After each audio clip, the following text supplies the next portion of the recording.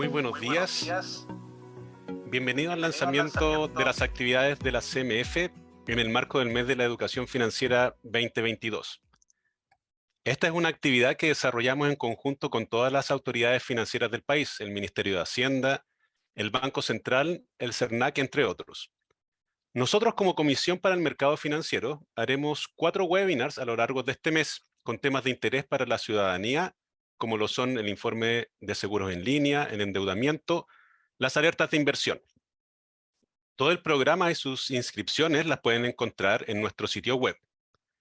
Hoy expondrán ante ustedes nuestro director general de Regulación de Conducta de Mercado, Patricio Valenzuela, y Karen Álvarez, jefa del Departamento de Asesorías de Inversión y Asesores Financieros Previsionales, a quienes saludo y agradezco su participación. Antes de iniciar el ciclo de hoy, quiero dejar con ustedes a la presidenta de la comisión, Solange Bernstein. Muy buenos días y agradecerles haber concurrido a este webinar que para nosotros es muy importante en este mes de la educación financiera. Mes de la educación financiera del cual la CMF es parte desde sus inicios, dada la importancia que tiene este tema para el quehacer de esta institución. Como institución reguladora y fiscalizadora del sector financiero, la educación financiera es un elemento clave para el logro de nuestros objetivos, que es al final del día el que las personas puedan hacer uso de los servicios financieros que se ofrecen en el sistema de la mejor forma posible y así contribuir al bienestar de todos. En ese sentido, la CMF en esta ocasión, en este mes de la educación financiera, ha publicado su política de educación financiera, que creemos que es un hito sumamente relevante. En esa política se establece la gobernanza que tendremos al interior de la institución para empujar estas iniciativas, así como los objetivos que están detrás de la misma. Entre esos objetivos tenemos 4 objetivos principales. Uno que tiene que ver con comunicar los cambios legales, regulatorios, para poder comprender el alcance que tienen en la toma de decisiones de las personas. Así como también un segundo objetivo es entregar información para ayudar a las personas que tomen sus decisiones. Y un tercer objetivo es entregar herramientas de conocimiento para poder hacer uso de esa información de manera adecuada en la toma de decisiones. Finalmente, un cuarto objetivo tiene que ver con el conocimiento de los productos financieros, servicios financieros que están a disposición de la ciudadanía en general, de tal manera de que estos productos puedan ser utilizados tal como productos de crédito, de ahorro, de seguro, que justamente cumplen roles relevantes en la vida diaria de cada uno.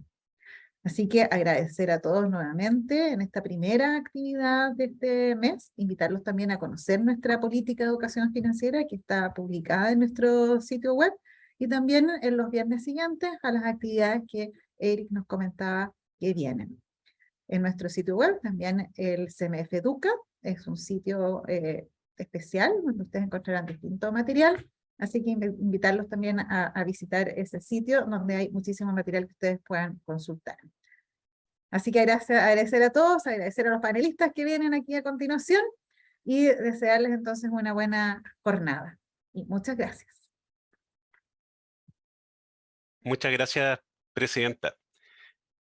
A continuación, entonces, dejo con ustedes a nuestro director general de Regulación de Conducta de Mercado, Patricio Valenzuela.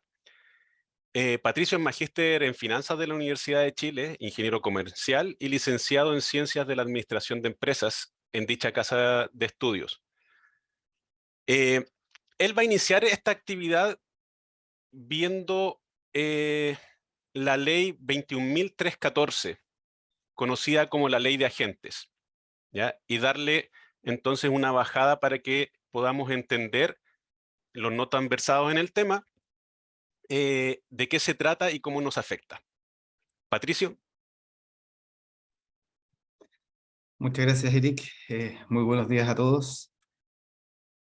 Preparé una breve presentación, justamente como menciona Eric, para contar más bien en términos bien generales en qué consiste la ley 21.314, que es la que se conoce como ley de agentes. Y algunas de esas materias en particular, después, como menciona Eric, las va a ahondar Karen en lo que se refiere a la asesoría de inversión.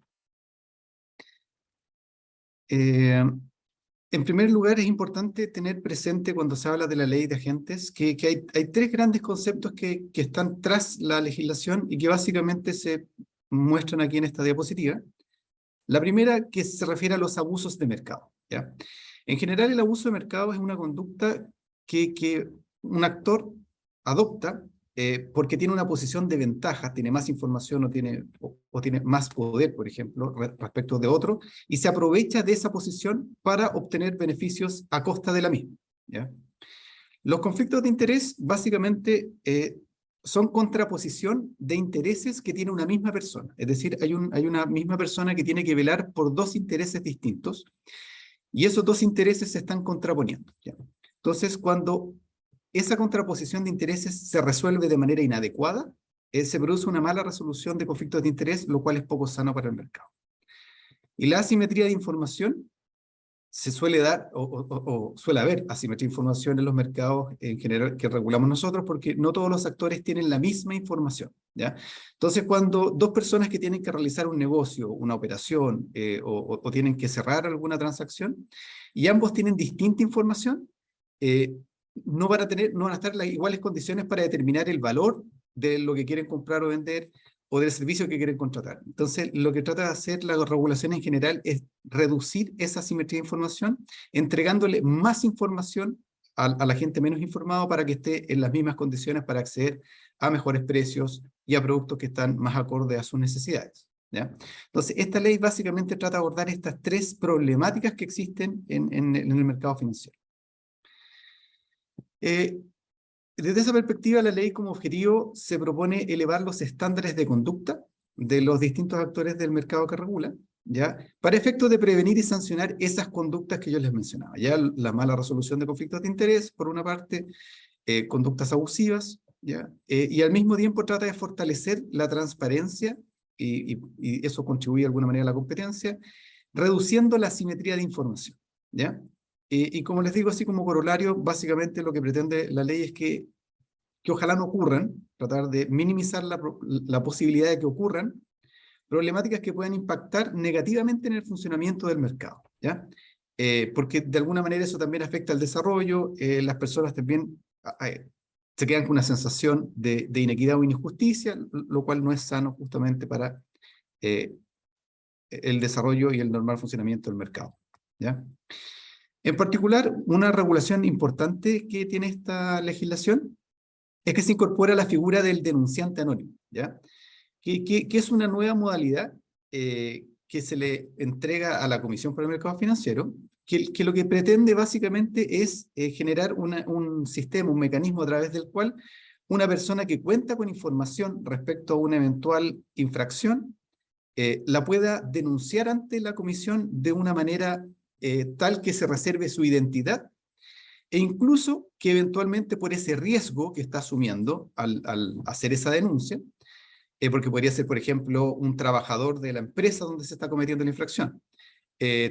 También podría ser algún amigo de un ejecutivo, por ejemplo, que está cometiendo algún delito o está teniendo alguna conducta poco sana. Entonces, como esa persona que va a hacer esta denuncia de alguna manera se arriesga y puede estar asumiendo un costo con ello, esta ley contempla también el derecho a ser compensado, por una parte, en caso que efectivamente, luego de su denuncia, esa denuncia se materialice en una infracción y los antecedentes que entrega hayan servido para efectos de ya sea tipificar la conducta o poder sancionarla, ¿ya? Y es un porcentaje de la multa que se le entrega en compensación. Pero además se le dan a esta persona, al denunciante anónimo, una serie de protecciones legales, ¿ya? Es decir, que quien hace esta denuncia y la Comisión para el Mercado Financiero, mediante una resolución, le da esa calidad a esa persona que hizo la denuncia. Esa persona, a partir de ese momento, adquiere una protección legal, que es que no puede ser demandado, por ejemplo, para pedirle indemnización de perjuicios, la empresa, por ejemplo, que está siendo denunciada,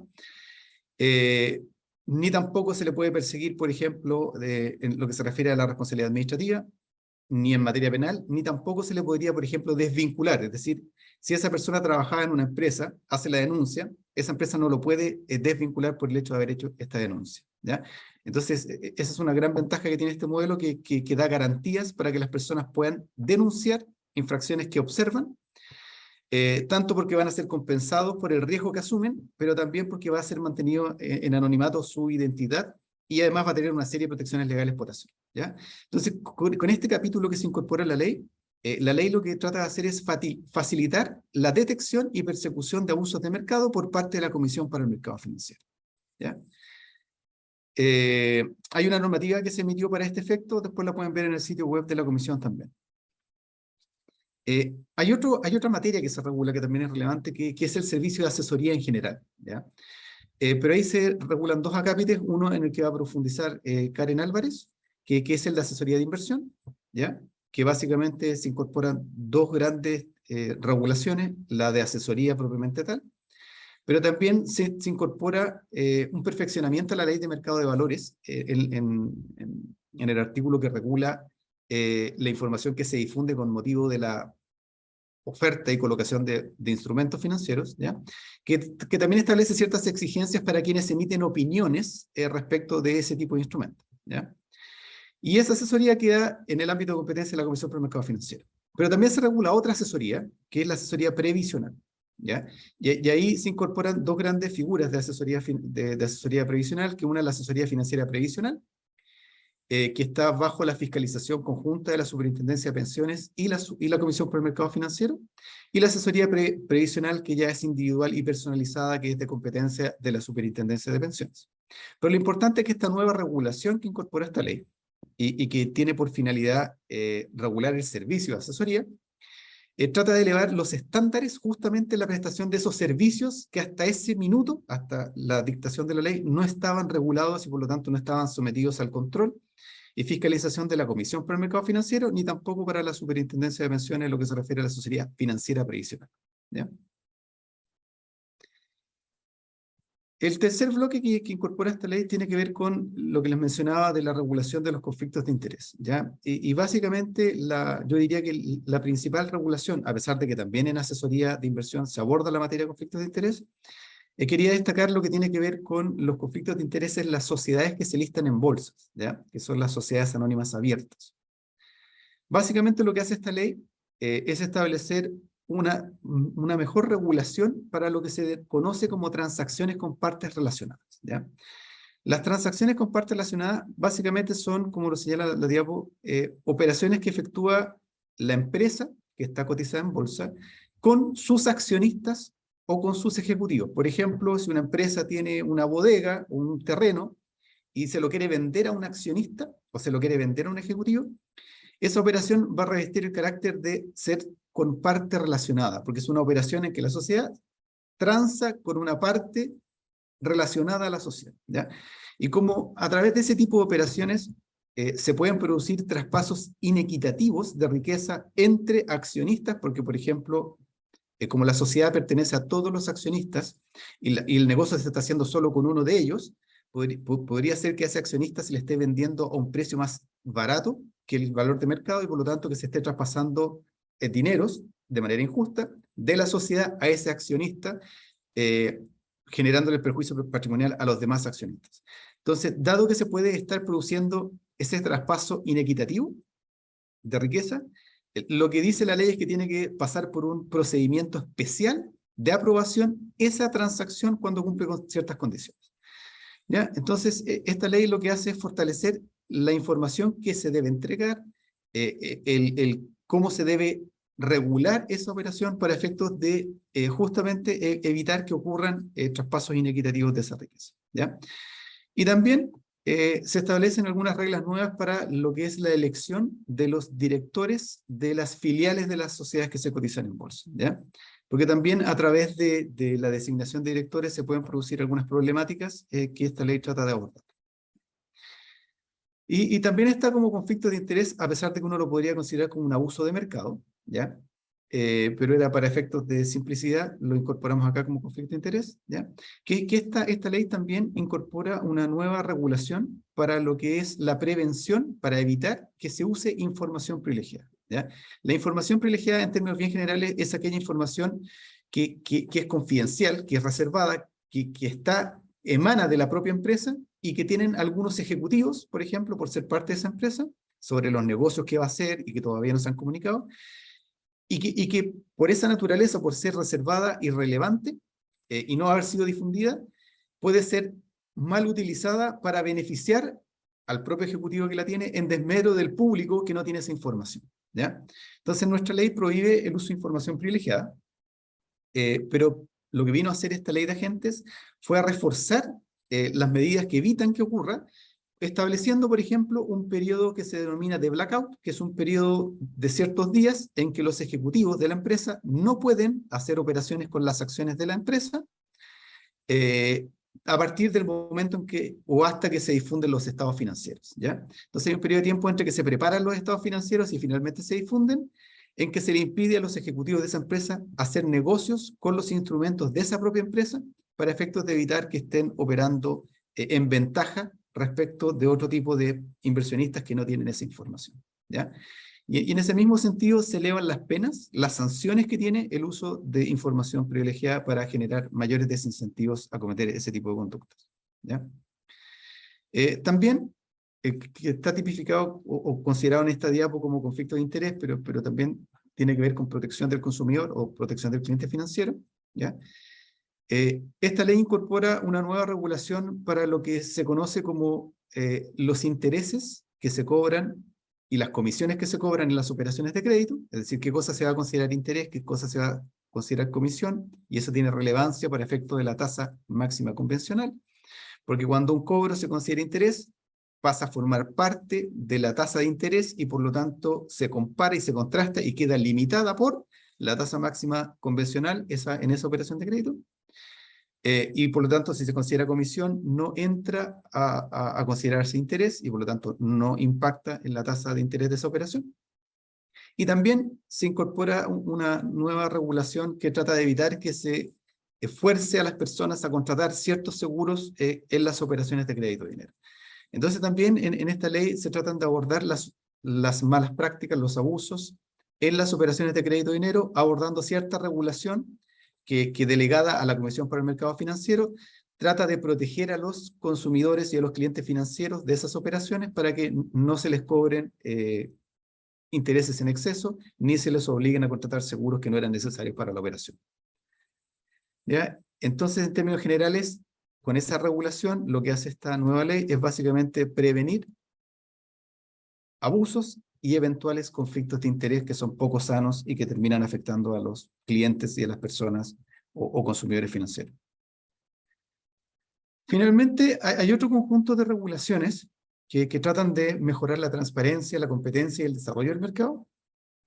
Y una de ellas tiene que ver con la obligación que se estableció a las bolsas de valores para que tuvieran que interconectar algunos sistemas bien particulares que tienen ellas, que se denominan sistemas de calce automático, ¿ya? Esos sistemas de calce automático son en general donde se transan las acciones. Entonces lo que trata de hacer esta nueva regulación es que las bolsas actúen como si fueran un único mercado en los sistemas de transacción donde se cotizan ese tipo de instrumentos, a objeto que las personas puedan contar con una mejor formación de precio, con mayor liquidez y profundidad, y por lo tanto que logren la mejor ejecución de sus órdenes cuando quieren comprar y vender acciones en bolsas. Dado que en Chile hoy día tenemos más de una bolsa. Está la Bolsa Electrónica de Chile y la Bolsa de Comercio de Santiago, ¿ya? Entonces, como hay dos bolsas, esta ley trata de evitar que se fragmente el mercado, estableciendo la obligación, es decir, que se separe el mercado en dos y que siga operando como dos. Trata de hacer que operen como si fuera uno solo para efectos de que las personas puedan obtener la mejor ejecución de sus órdenes, ¿ya?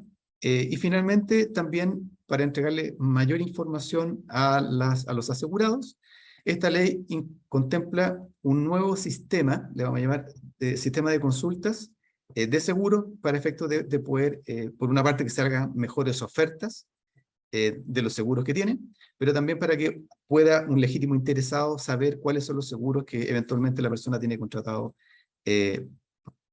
para cubrir determinados riesgos, ¿ya?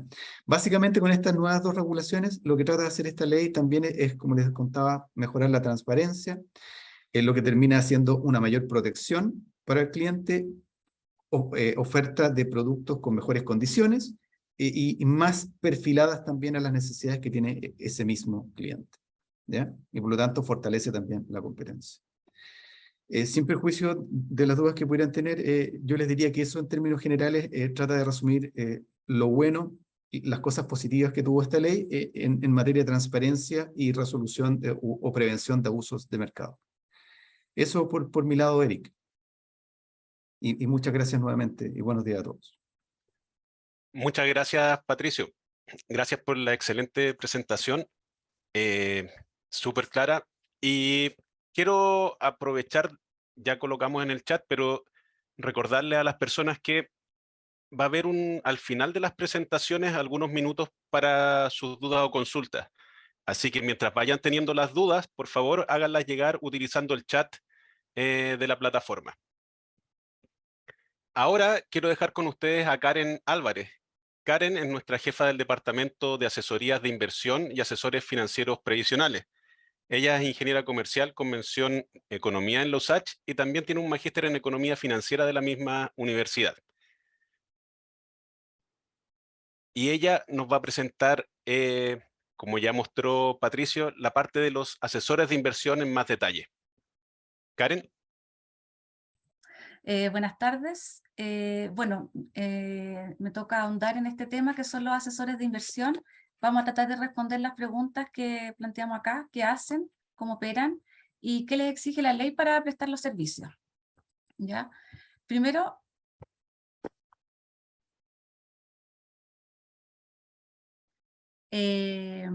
una definición sobre qué es la asesoría de inversión la define el artículo 3º, el primer párrafo, y nos señala que es la prestación por cualquier medio de servicios u oferta de productos al público en general o a sectores específicos de él, relacionados con la inversión de instrumentos financieros de cualquier especie.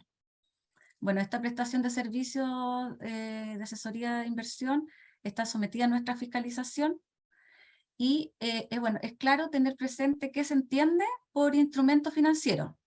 Ya el instrumento financiero es todo título, contrato o documento, ya sea nacional o extranjero, empleado o estructurado con la finalidad de generar rentas monetarias o dar cuenta de una deuda insoluta, incluyendo valores de oferta pública inscritos en los registros de valores y los no inscritos, también en los registros de valores extranjeros de la 18045. También contempla a las divisas, los contratos de derivados, contratos por diferencia, facturas, criptoactivos, independiente de si su soporte es físico o electrónico, ¿ya? La asesoría de inversión, como señaló el primer párrafo, está dirigida a personas específicas, o sea, uno a uno, o también puede ser una persona indeterminada, que es el público en general. Asimismo, también las recomendaciones de asesores pueden provenir de algoritmos, ya que sean procesos automáticos, y que muchas veces lo vemos como cuando nos hacen los perfilamientos del cliente. Ellos nos requieren, por ejemplo, una serie de antecedentes, ellos después los meten en un proceso automatizado que tienen y nos entregan ciertos valores de todo tipo. Esta persona puede tener un nivel de riesgo alto, esta persona tiene un nivel de riesgo bajo, o también los tipos de asesorías que son de análisis tradicionales. Por ejemplo, que los asesores en este caso de inversión realicen análisis de las variables que hay en el mercado, por ejemplo, la evolución que ha tenido el dólar, las tasas de interés, también toman, y obviamente siempre la recomendación tiene que tener en consideración lo que quiere la persona, lo que quiere el cliente, ¿ya? Entonces, acá señalamos quiénes pueden prestar este servicio, ¿ya? La ley contempla que pueden realizarlo personas naturales o jurídicas que de manera habitual en Chile realicen recomendaciones relacionadas con instrumentos financieros, que los que ya les nombré anteriormente, y que para ello tienen que estar previamente inscritos en el registro de asesores que lleva esta comisión. Y para ello tienen que cumplir con los requisitos que establece la norma carácter general 472, que fue emitida en abril y que empezó su vigencia a contar del 12 de julio de este año, pasado.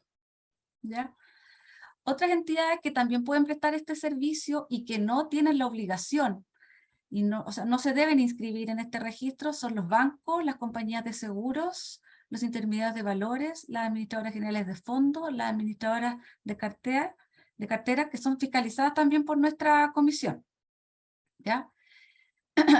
Quienes también están excluidos de este registro son las personas que realicen actividades o servicios de proyecciones de precios, así como análisis económicos y financieros, que no incluyen recomendaciones relacionadas con la inversión, o sea, que no se induzca a la inversión en instrumentos financieros de cualquier especie. ¿Ya? ¿Qué requisitos deben cumplir los asesores de inversión para estar inscritos en el registro? Acá lo separé en persona natural y en persona jurídica. La persona natural, primero, los antecedentes que tiene que demostrar y presentar acá su solicitud son su identificación, otros antecedentes son nacionalidad, domicilio, teléfono, correo electrónico. Declaración jurada de no encontrarse en las 3 siguientes situaciones, ¿ya? Que no haya sido revocada su inscripción en alguno de los registros que lleva esta comisión dentro de los últimos 24 meses anteriores a la solicitud. Que la persona no haya sido condenada o encontrarse bajo acusación formulada en su contra en Chile o en el extranjero por delitos que atenten contra el patrimonio o la fe pública, ¿ya? Y que tengan asignados una pena aflictiva. Y el tercer punto es no haber sido administrador, director o representante de un asesor de inversión cuya inscripción haya sido revocada en este servicio. Otro antecedente que tienen que demostrar es un título o grado académico nacional o extranjero, emitido por universidades o institutos profesionales, de al menos 6 semestres de duración, ¿ya? Tienen, en el caso de que así sea, entregar la URL del sitio web en el que estén funcionando o que vayan a funcionar. Un código de conducta y número 6 como la identificación de los medios a través de los cuales va a prestar este servicio. No sé, lo va a hacer a través de correo electrónico, lo va a hacer a través de una publicación en página web, de Instagram, LinkedIn. Tienen que informarnos cuál va a ser el medio por el cual van a prestar el servicio. Las personas jurídicas también tienen que entregar los últimos antecedentes que nombré para personas naturales, ¿ya? Y los primeros 4 antecedentes tienen que ver con la sociedad misma, ¿ya? La razón social, el rol tributario, un domicilio legal, teléfono, correo electrónico, la identificación del gerente general o representante legal, nombre completo y cédula de identidad.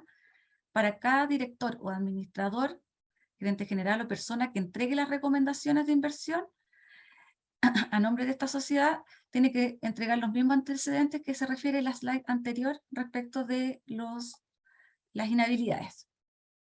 También tienen que entregar la escritura pública de constituciones y las escrituras modificatorias de los últimos 10 años de las inscripciones de los extractos de cada una de estas y la publicación en el diario oficial, junto con el certificado de vigencia de la sociedad y de anotaciones marginales. La estructura de propiedad del grupo empresarial también al que pertenezca.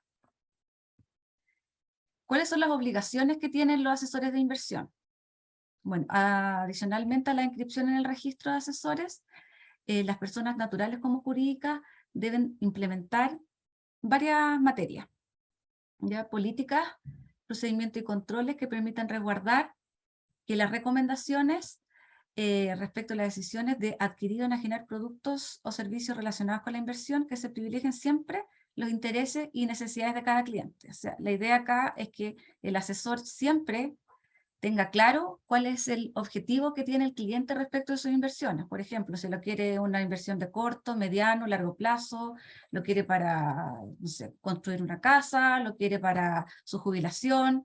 O sea, en el fondo la recomendación tiene que tener ese norte, ¿ya? No lo que a lo mejor al asesor le parezca que cree que es lo mejor para esa persona, no. Tiene que ser siempre tomando en consideración lo que quiere la persona y sus necesidades, ¿ya?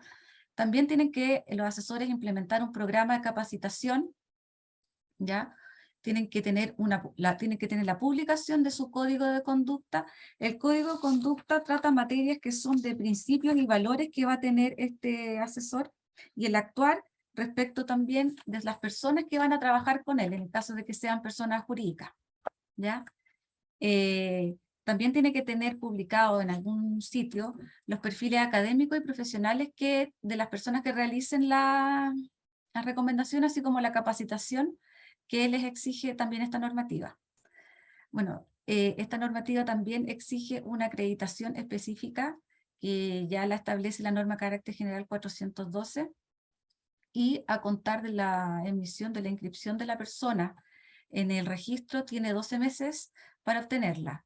Muchas de las personas de que hoy día ya se han inscrito cuentan con acreditación de conocimientos, pero no la específica que solicita esta normativa, ¿ya? También tienen que tener clara la difusión de información relacionada con las recomendaciones de inversión, ¿ya? Sobre todo este punto tiene que ver cuando los asesores de inversión hacen recomendaciones al público en general, ¿ya? Como les decía en la slide 1, que existen asesorías que son basadas en procesos informáticos, también la normativa establece que estas tienen que tener políticas, procedimientos y controles que resguarden los resultados y que estos siempre sean coherentes y guarden relación con las necesidades y expectativas manifestadas por el cliente. Los resultados no pueden ser alterados por intervención humana y el cliente debe saber que dicho resultado emana de un algoritmo con esas características, ¿ya? Bueno, esto es lo que es complicado, y lo nuevo que también trae esta ley, esta legislación, es qué pasa si un asesor no cumple con la ley y la normativa vigente.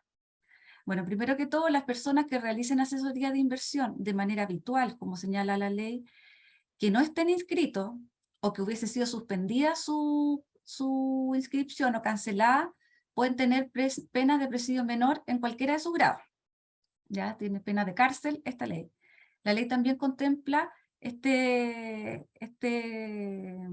pena cuando los asesores induzcan error, difundan información falsa o tendenciosa, aun cuando dicen no persigan obtener ventajas por sí o para terceros, ¿ya? Nosotros como servicio podremos suspender por el plazo hasta de 1 año a quienes dejen de cumplir ciertas obligaciones de difusión de información a las que se refiere la normativa y la ley anterior, o quienes no subsanen deficiencias graves en el diseño o la implementación de políticas, el código de conducta, el programa anual de capacitación, procedimiento y control interno. También esta comisión puede cancelar de oficio la inscripción de los asesores de inversión que dejen de cumplir los requisitos de inscripción, las obligaciones de la normativa y las conductas sancionadas por el artículo 61 y 65 de la ley 18.045 y el artículo 3 de la ley 21.314. Sobre el perímetro actual que tiene hoy día el asesor de inversión, la ley normativa, como señalé al principio, comenzó a ser aplicable a contar del 12 de julio de este año. Hasta la fecha tenemos ya inscritas 37 entidades. ¿Ya? Esta presentación va a estar disponible también después en el sitio web. Entonces este link nos lleva a esas 37 entidades, ¿ya? Hasta la fecha son 3 personas naturales las que han sido inscritas y 34 personas jurídicas. Estas 37 personas ya se encontraban, la mayoría, ya se encontraban haciendo la asesoría de inversión, entonces lo que han hecho ahora es regularizar su situación en función de la ley. Ya hasta la fecha también se encuentran alrededor de 200 entidades en proceso de inscripción. Ha sido arduo el trabajo que ha tenido la CMF respecto de este registro. Han llegado bastantes solicitudes y hasta la fecha, como se señala acá, 37 ya están con su autorización, digamos, con su registro para operar como asesor de inversión.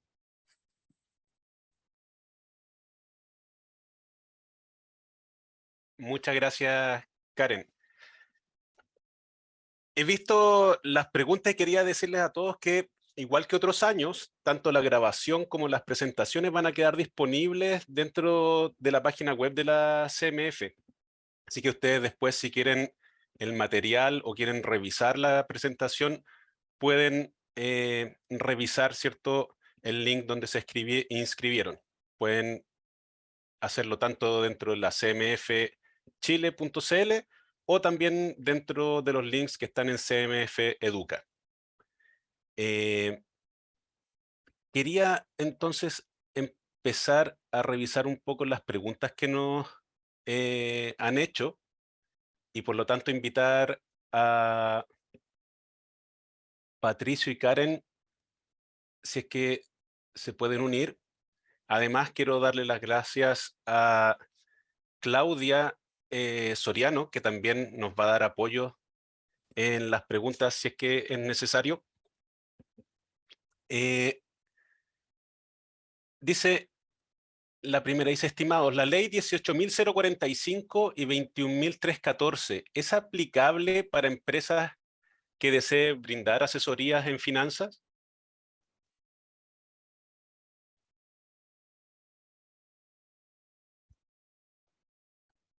No sé quién quisiera del panel responder esta pregunta.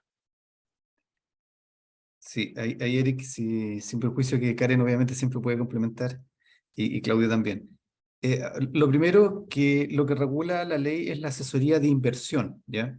Y para efectos de dar un poquito más de claridad de lo que se entiende por asesoría de inversión, la normativa que les mencionaba Karen expresamente señala qué vamos a entender para efectos de la ley por tal servicio, ¿ya? Y en ese, si uno tuviera que resumirlo de manera coloquial, sin perjuicio que cada persona debe leer, informarse la ley y ver si efectivamente el servicio que está prestando es asesoría de inversión o no.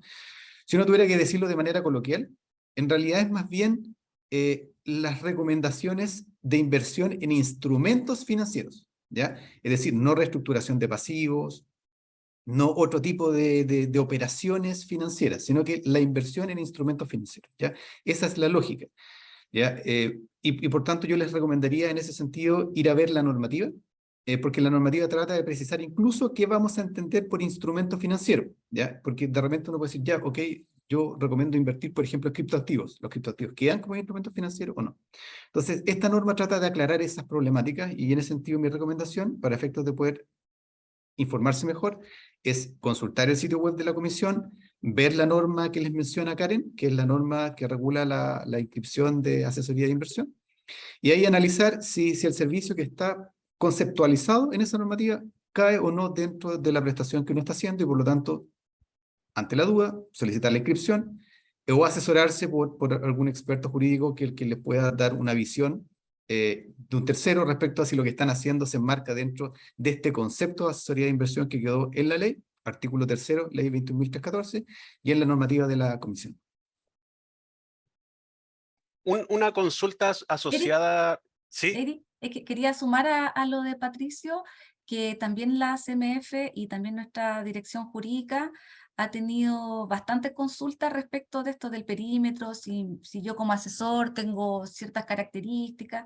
Entonces, también como dijo Pato, en nuestra CMF, en nuestra página web, están disponibles también esos dictámenes. Ya hay dictámenes, bastantes dictámenes respecto de aplicación de la norma y de la normativa, o sea, de la ley y la normativa para los asesores de inversión.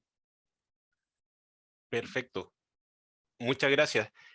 Les quería hacer una como segunda consulta, pero está relacionado con esto y con la ley FinTech. Dice, dado que pasó el último trámite, ¿cierto?, esta semana y quizás va a salir la ley pronto, ¿cómo se relaciona eso o cómo van a quedar los asesores de inversión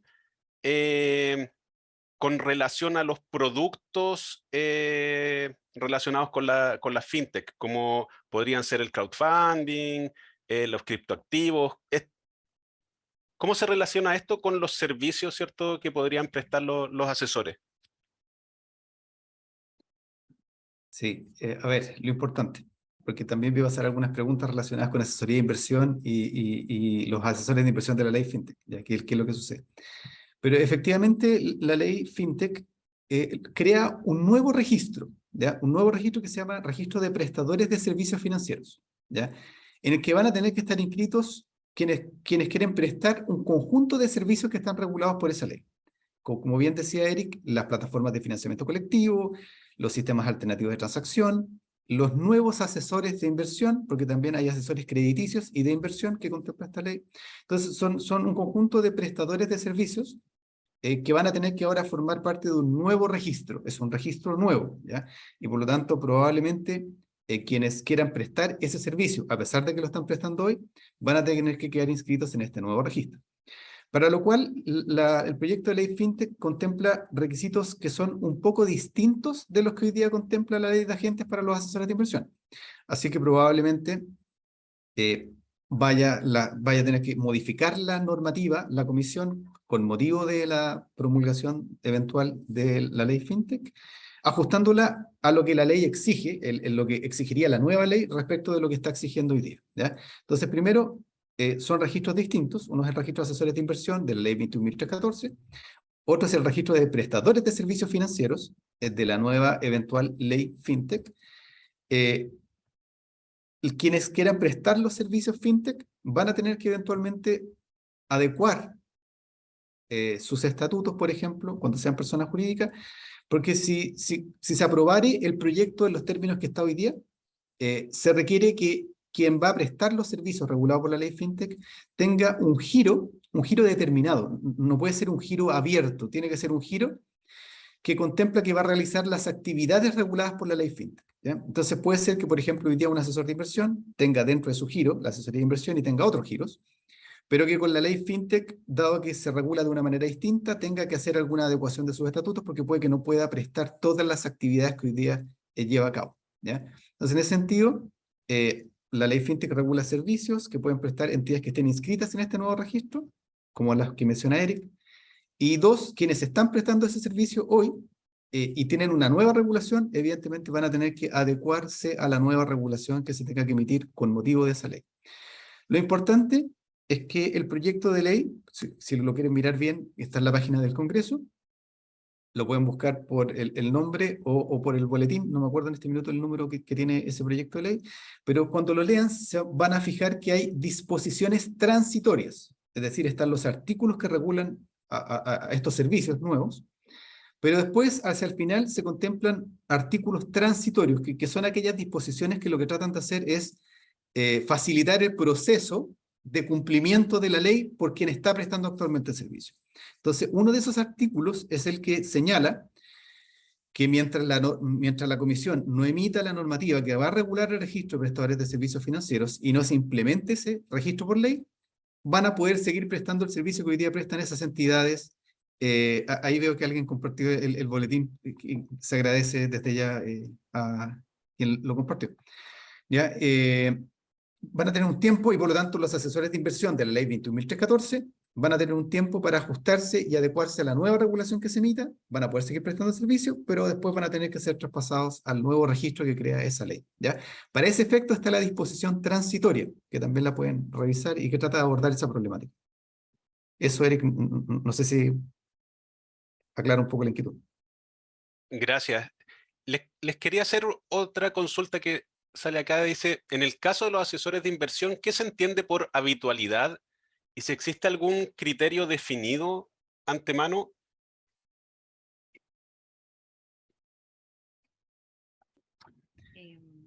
Pato, ¿tú? Ya. Bueno, si quieres seguir también de ahí, ¿me No, complementas, no, te Karen? iba a ceder la palabra. Sí, claro, efectivamente hoy día no hay una definición de habitualidad, ¿ya? Y lamentablemente para el que debe cumplir la ley y para y quienes debemos fiscalizarla, que en este caso es el equipo de Karen, particularmente la dirección de Karen, no hay una definición de habitualidad y se tiene que estar más bien al caso a caso, ¿ya? Porque el concepto de habitual tiene que ver con justamente que no es algo esporádico, que no es algo que yo hice una vez, que la hice ocasionalmente, sino que más bien me estoy dedicando a ello. Pero como no hay una definición legal, lamentablemente es algo que se va a tener que analizar caso a caso, porque hay situaciones en las que basta que uno lo haga una vez al año, pero lo haga todos los años, por ejemplo, para que sea habitual. Y entonces, en realidad, es algo que va a tener que ir viendo la propia comisión, caso a caso. Perfecto, muchas gracias.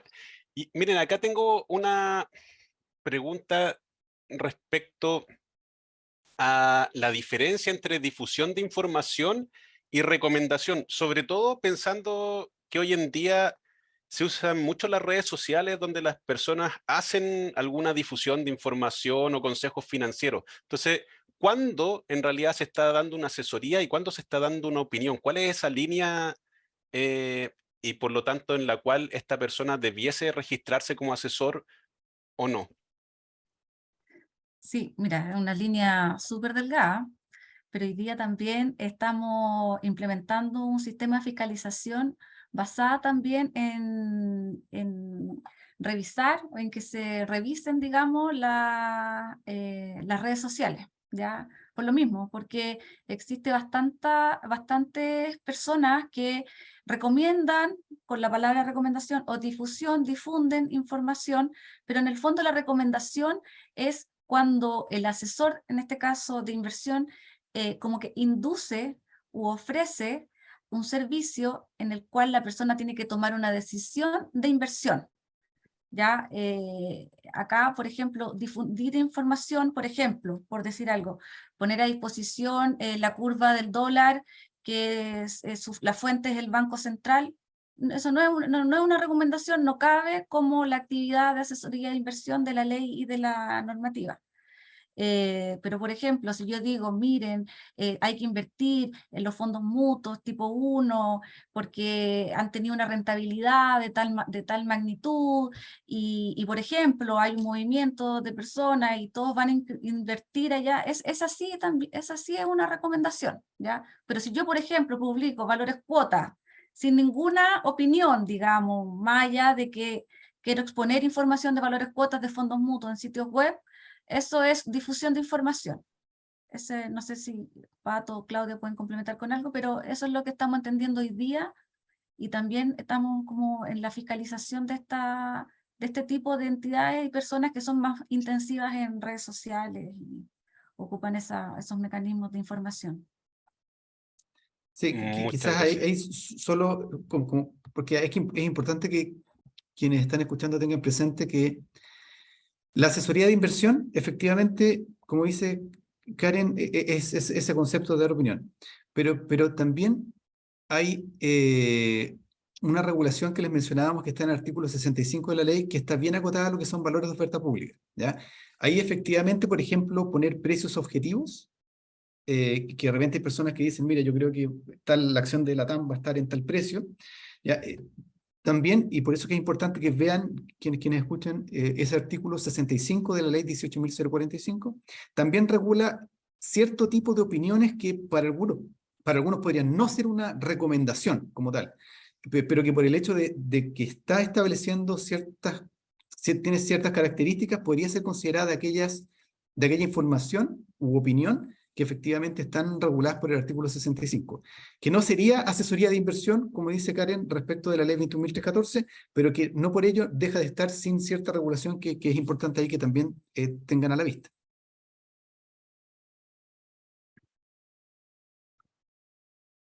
Perfecto. Miren, tenemos varias preguntas, pero creo que se han ido respondiendo respecto al tema tanto de cómo se va a abordar el tema de la ley FinTech o si hay algunas fechas esperadas de salida de alguna regulación en el momento de que se tenga promulgada la ley. Y con lo que ya dijeron, ahora creo que se abarca también estas que decían si es que se estaba regulando a las personas que hacen recomendaciones por redes sociales. Así que creo que eso ya se abordó.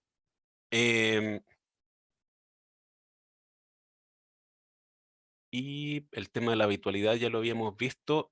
Y una consulta respecto a los asesores de inversión, los requisitos que tienen esos, como ustedes decían, eso está en la propia normativa, ¿no? Sí, sí está en la sección 1 de la norma de carácter general 472. Miren, aquí hay una consulta súper específica, pero dado que estamos todavía en tiempo, se las voy a hacer. Respecto a que si una consultora hace procesos de asesoría, ¿dónde se toma en cuenta el tema de inversiones? Dice, ¿deben registrarse o informar de dicha acción?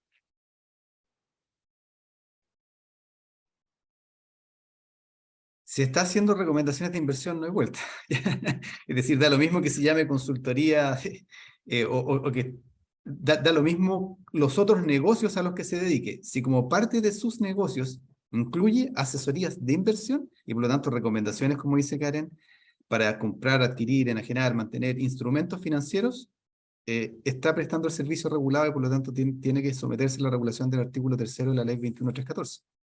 Ujú. Y hay varias preguntas que hablan respecto a estas como fake news. ¿Cómo se aborda ese problema donde hay algunas noticias que utilizan a veces inclusive a gente famosa, pero que ni siquiera en realidad es que ellos estén haciendo las recomendaciones, sino que hacen parecer como que estuviesen haciéndolas? Entonces, si hay alguna supervisión respecto a eso. Y eh, también preguntan qué ocurren con algunas plataformas que dan información o habilitan para que la gente haga inversiones, pero que no dan recomendaciones propiamente tal. Yo creo que, por lo que han dicho ustedes, queda claro que si no dan recomendaciones, no deberían o no quedan en este ámbito, sino que es una plataforma.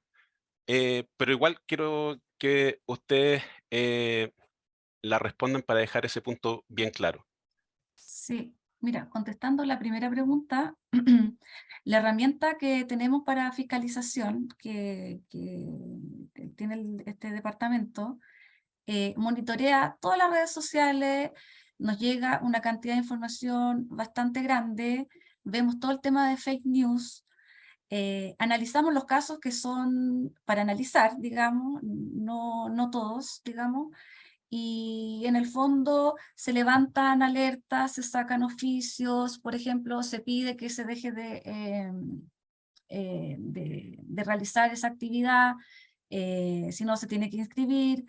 O sea, hay una actividad de supervisión detrás permanente, diaria, de estas entidades o personas que también se dedican a recomendar.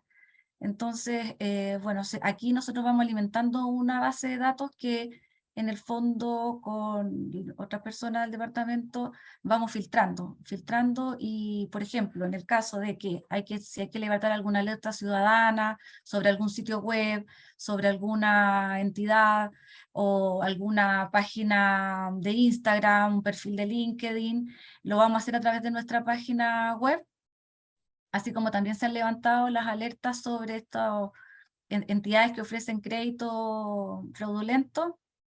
También en nuestra página vamos a levantar también estas alertas ciudadanas donde vamos a listar, digamos, a las entidades que a lo mejor estén realizando la actividad no estando inscritas, y esas también van a estar denunciadas paralelamente al Ministerio Público como corresponde, porque tiene pena de cárcel.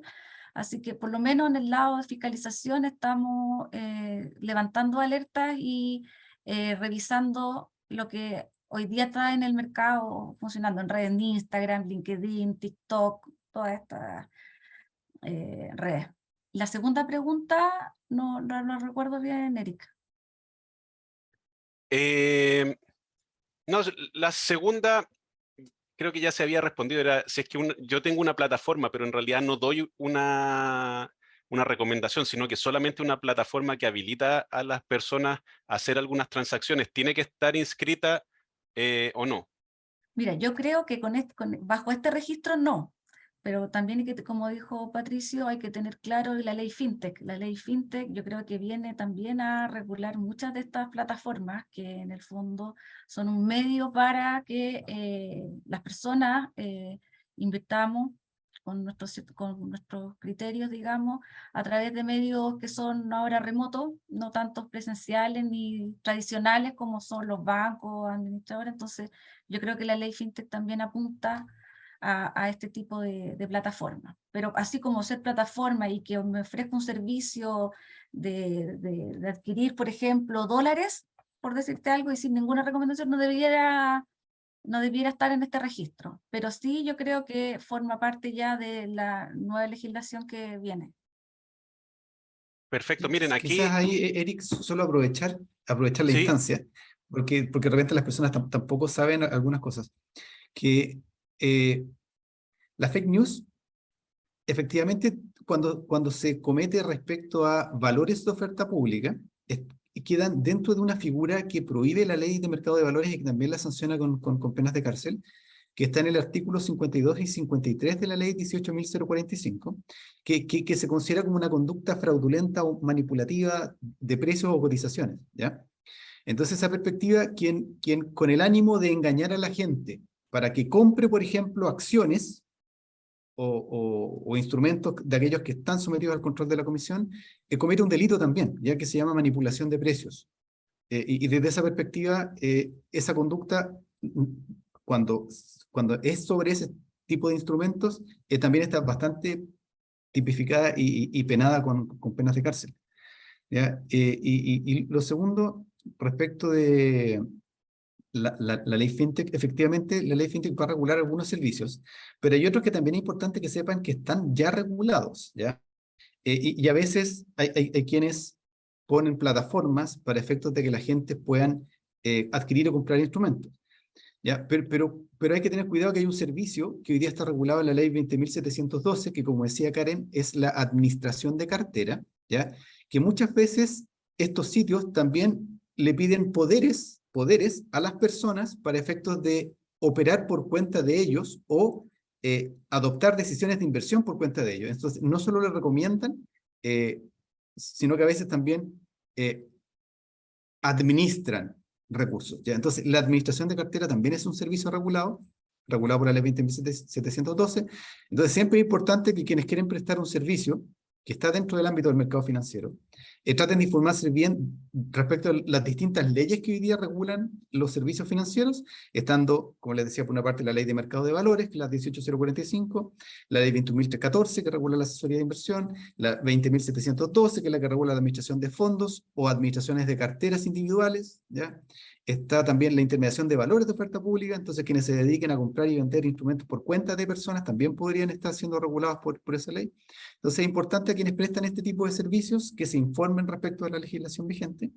Y lo segundo, que la Comisión por el Mercado Financiero tiene facultades para interpretar las normas y las leyes, y por lo tanto también quienes de repente tengan dudas de si un determinado servicio debe o no estar regulado, también pueden hacer una consulta a la Comisión para el Mercado Financiero, y efectivamente ahí la comisión analiza los antecedentes que se le entreguen y eventualmente les puede dar una respuesta respecto a, mire, el servicio en los términos que usted me lo señala no quedaría dentro, o dos, usted sí queda fiscalizado y por lo tanto debe registrarse. Entonces también está la alternativa de consultar a la Comisión para el Mercado Financiero cuando haya dudas respecto a si determinado servicio se enmarca o no se enmarca dentro de lo que la ley somete al control de la comisión. Perfecto. Miren, les quiero hacer las últimas dos preguntas y decirles también al público que las preguntas que no se hayan respondido se van a responder por escrito porque también el chat queda grabado. Aquí hay un par de preguntas que se nota que son de asesores. Uno dice que la norma 472 dice que hay que justificar cada recomendación. Entonces, la pregunta es cuán amplia y profunda debe ser esa justificación. Y la otra es que dice, hay una persona que trabaja en recomendaciones inmobiliarias.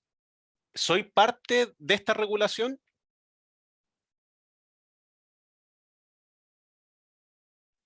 La pregunta no es tan, o sea, la respuesta no es tan simple, pero depende cómo, porque hay fondos de inversión, por ejemplo, que hacen inversiones inmobiliarias. Entonces, en realidad, está recomendando invertir en fondos de inversión, en cuotas de fondos de inversión, como mencionaba Karen en su presentación.